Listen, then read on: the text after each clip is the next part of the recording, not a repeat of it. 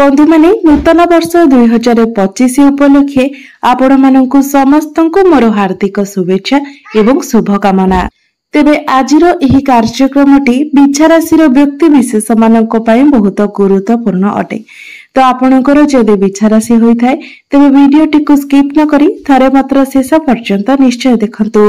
आजिर एही वीडियो रे आमे माने जानिबा बिछा राशिर व्यक्ति विशेष मानक पई एही नूतन वर्ष 2025 मसिहाटी किपरि रहिबो। तो बंधु माने आम मानक समस्तंक मनरे एही उत्कंठा रहिछि जे आसीबाकु जाउथिबा नूतन वर्षटी आम पई किपरि रहिबो। एही नूतन वर्ष रे आम जीवन रे केउ सबु परिवर्तन हेबो, केउ सबु घटना गुड़िक घटिबो। तेबे एही नूतन वर्ष 2025 मसिहारे बिछा राशिर व्यक्ति विशेष मानकर स्वास्थ्य, शिक्षा, प्रेम जीवन, वैवाहिक जीवन, भाग्य, क्यारियर एवं व्यापार वाणिज्यर स्थिति किपरि रहिबो से विषय आजिर एही वीडियो रे आमे माने विस्तार रूप रे आलोचना करिबा। बिछा राशिर वार्षिक राशिफल जानिबा। कारण एही नूतन वर्ष 2025 मसिहाटी अन्य वर्ष गुड़िक परि एते साधारण नहे। एही नूतन वर्ष 2025 मसिहारे चारोटी बड़ ग्रहंकर राशि परिवर्तन हेबाकु जाउछि, जहाकी एक महासंयोग अटे। शनि, राहु, केतु एवं देवगुरु बृहस्पति एही चारोटी बड़ ग्रह 2025 मसिहारे निजर राशि परिवर्तन करबाकु जाउछन्ति। तेबे बंधु माने शनिदेव प्रति 2.5 वर्ष रे निजर राशि परिवर्तन करिथांती। राहु एवं केतु प्रति 1.5 वर्ष रे निजर राशि परिवर्तन करिथांती एवं देवगुरु बृहस्पति प्रति 1 वर्ष रे निजर राशि परिवर्तन करिथांती। मात्र एही 2025 मसिहारे एही 4 जण ग्रह निजर राशि परिवर्तन करिवे। तेबे एही 4 गोटी बड़ ग्रह मानकर राशि परिवर्तन प्रभाव आपणक जीवन उपरे कोन पड़िबो, यार प्रभाव रे आपणक जीवन रे केउ सब परिवर्तन हेबो से विषय रे आजिर एही वीडियो रे आमे माने विस्तार रूप रे जानिबा। तो बंधु माने वीडियोटी रे आगको बढ़िबा पूर्वरु जदि आपणकर बिछा राशि होई थाए तेबे वीडियोटी को लाइक करी चैनल टी को सब्सक्राइब करि देबे एवं कमेंट बॉक्स रे भक्ति एवं श्रद्धार सहित जय श्री जगन्नाथ निश्चय लिखिबे। तेबे बंधु माने बिछा राशिर व्यक्ति विशेष मानक पई एही 2025 मसिहाटी अधिक खास अटे। कारण एही वर्ष आपणकर शनि अढेई मध्ये समाप्त हेबा पई जाउछि। तेबे बंधु माने आजिर एही कार्यक्रमटी जन्म राशि एवं चंद्र राशि उपरे आधारित अटे एवं राशि चक्रर 12 गोटी राशि मध्यरु अष्टम राशि हेउछि बिछा राशि एवं आपणकर राशि स्वामी हेउछन्ति मंगल। तो मंगल एही वर्षर आरंभ रे आपणकर नवम भाव रे विराजमान अछंती। द्वितीय भाव रे विराजमान अछंती सूर्य। चतुर्थ भाव रे विराजमान अछंती शुक्रଙ୍କ सहित शनि। पंचम भाव रे विराजमान अछंती राहु। सप्तम भाव रे विराजमान अछंती गुरु एवं एकादश भाव रे विराजमान अछंती केतु।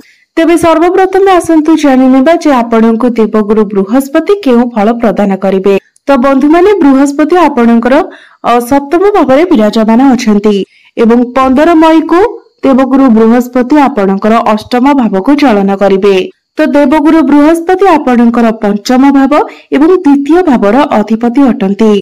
तो गुरु वर्तमान जो आपणकर सप्तम भाव रे रहिछंती, केंद्र रे रहिछंती, तो बहुत शुभ स्थिति रे विराजमान अछंती।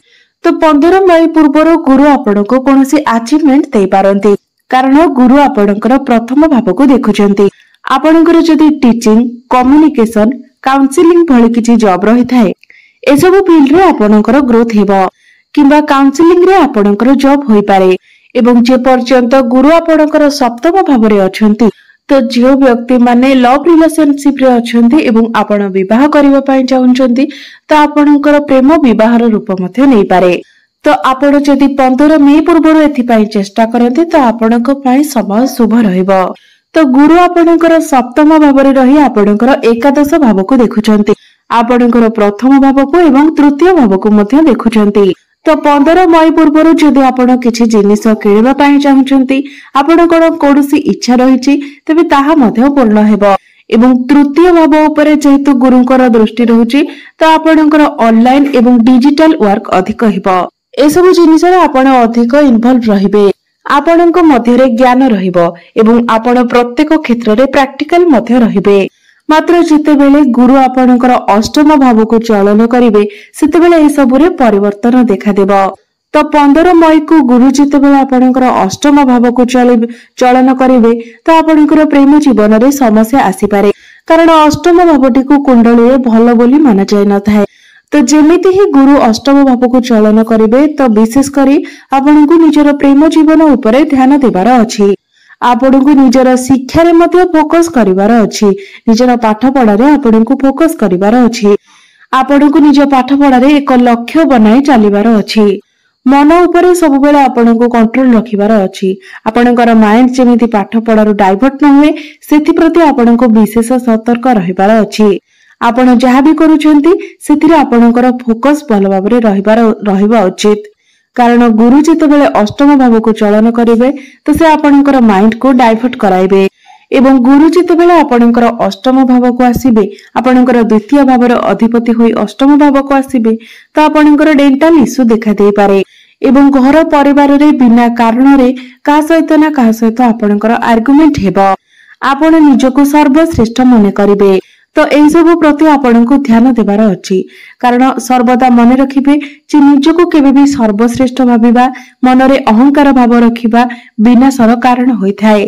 एवं गुरु अष्टम भाव रे रही आपणकर द्वादश भाव को मध्य देखिबे तो एही समय आपणकर लॉन्ग ट्रैवल एवं फॉरेन ट्रैवल मध्य होई पारे। तो जे माने विदेश रे रहुचंती सेमानंको पई समय बहुत भलो रहिबो। एवं जदि आपण विदेश रे रहुचंती तो आपणकर जॉब रे परिवर्तन आसीबार मध्य संभावना रहुची। गुरुंकर दृष्टि आपणकर चतुर्थ भाव उपरे मध्य रहिबो। तो एही समय आपण भूमि, जानवाहन, प्रॉपर्टी इत्यादि किणाकिणी करि पारंती। मां को पई मध्य आपण किछि करि पारंती। एबे आसंतु जानिबा शनि आपणको केउ भली फल प्रदान करिवे, कारण एहा ही हेउछि आपणको पई सबुठारु बड़ परिवर्तन। तो वर्षर आरंभ में शनि आपणकर चतुर्थ भाव में विराजमान रहिबे एवं 30 मार्च 2025 पर्यंत शनि आपणकर चतुर्थ भाव में रहिबे एवं से पर्यंत आपणकर राशि रे शनि अढ़ेई मध्य रहिबो एवं 30 मार्च को शनि आपणकर पंचम भाव को चलन करिवे। तो शनि अढ़ेई मध्य रे आपणको बहुत किछि शनि सिखाइले एवं बहुत मैच्योर मध्य बनाइले। मात्र आपणको परिवार रे काहर ना काहर स्वास्थ्य रे निश्चित भाव में आपण किछि समस्या देखिबाकू पाइथिबे किबा निजर स्वास्थ्य रे मध्य आपण समस्या देखिबाकू पाइथिबे। एवं कार्य क्षेत्र रे आपण जेतिक अधिक परिश्रम करिसंती निज परिश्रम हिसाब रे आपणको फल मध्य मिलि पारु नाही, कारण शनिकर दृष्टि आपणकर दशम भाव उपरे रहउछि, कैरियर भाव उपरे रहउछि। एवं छोट छोट कथा को नेकी मध्य आपण नाराज होई जाउछंती। आपण छोट छोट कथा रे ही असंतुष्ट होउछंती। शनि केवल दशम भाव को ही नुहे, शनि आपणकर प्रथम भाव को मध्य देखुछंती।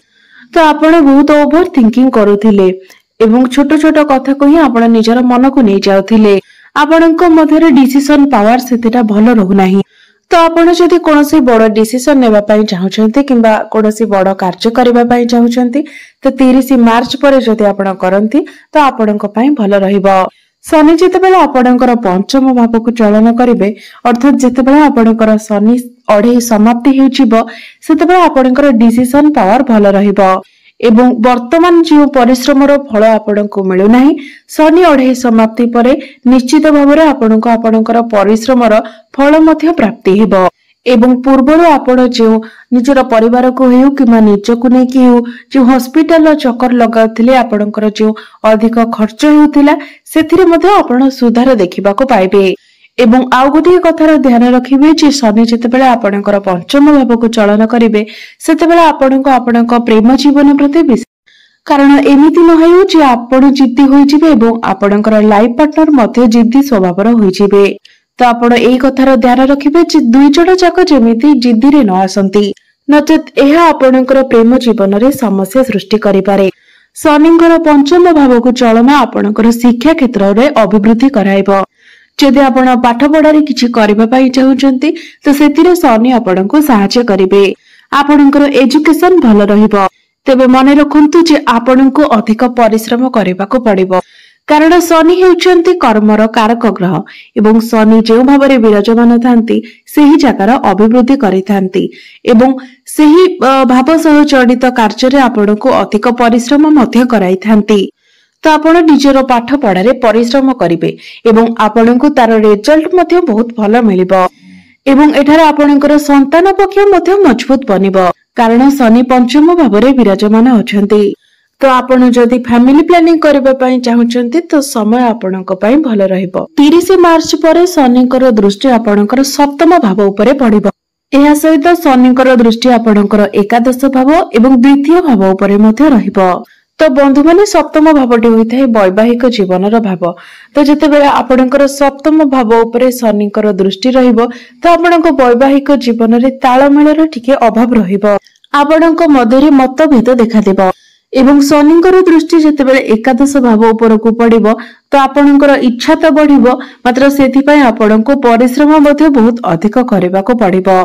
तो शनि अढ़ई मध्य आपको जेतिके परिश्रम करने को पड़ुला से तुलन तो आपण कम परिश्रम करेंगे मात्र परिश्रम करने को पड़ो एवं आपको परिश्रम फल मिलिबो आपण ग्रोथ करेंगे। एबे आसंतु जानिबा राहु एवं केतु आपनको केउ भले फल प्रदान करेंगे।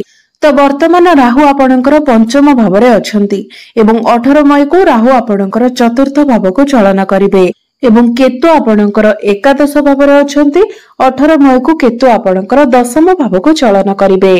तो 18 मई पूर्व राहु आपणकर पंचम भाव में जो माने बिछा राशि विद्यार्थी अछंती तो सेमानंको राहु बहुत हैरान करिसेंती। प्रेम जीवन में मध्य आपणकर बहुत अधिक समस्या सृष्टि होइछि। तो 18 मई पर्यंत आपणको निजर प्रेम जीवन एवं शिक्षा प्रति सतर्क रहिबार अछि। कोनोसी जिनिसरे आपण तरबरिया भाबरे किछि भी डिसिजन नियंतु नाही एवं केतु जेतेबेले आपणकर दशम भाव को चलन करिवे तो आपण किछि बड़ करिवार चिंताधारा आपणकर मन को आसीबो। मनरे परिवर्तनर चिंताधारा आसीबो एवं राहु जेतेबेले चतुर्थ भाव को आसीबे तो जेउ जगह रे आपण रहुछंती सेठार मध्य आपण किछि परिवर्तनर आशा रखिबे। स्थान परिवर्तनर चिंताधारा आपणकर मन को आसीबो। एमिति नुहे जे जेते भी विचारशील व्यक्ति विशेष अछंती समस्त स्थान परिवर्तन करिवे। जेउ मानकर प्रश्न रहिछि बा जेउ माने परिवर्तन करबा पई चाहुचंती से माने स्थान परिवर्तन करि परिबे। बंधु माने केतु जेतेबेले दशम भाव रे रहिथांती तो आपणकर कार्य क्षेत्र रे से आपणको मध्यरे डिसैटिस्फैक्शन देइथांती एवं जोठारे आपण कार्य करूछंती सेठारे डिटैचमेंट मध्य देइथांती अर्थात स्थान परिवर्तनर चिंताधारा आपणकर मन को आसीथाए। तेबे एबे आसंतु जानिबा किछि प्रतिकार विषय रे जे प्रतिकार गुड़िक करबा द्वारा 2025 मसियाटी आपण मानक पई मंगलमय हेबो एवं आसुथिबा समस्या गुड़िक दूर होई परिबो। तो सर्वप्रथमे प्रत्येक दिन आपण पक्षी मानकु किछि ना किछि खाइबाकू दियंतु एवं पानी दियंतु। प्रत्येक दिन आपण हनुमान चालीसार पाठ करंतु एवं प्रत्येक दिन उदित सूर्य को आपण तंबा पात्र रे जलार्घ्य अर्पण करंतु एवं प्रत्येक दिन आपण विष्णु सहस्र नामर पाठ मध्य करंतु। आपनको अधिक शुभत्व प्राप्ति हेबो। तेबे बंधु माने एही 2025 मसियाटी आपनको पई शुभमय मंगलमय हेउ एहा ही ईश्वरଙ୍କ निकटरे मोर प्रार्थना। धन्यवाद।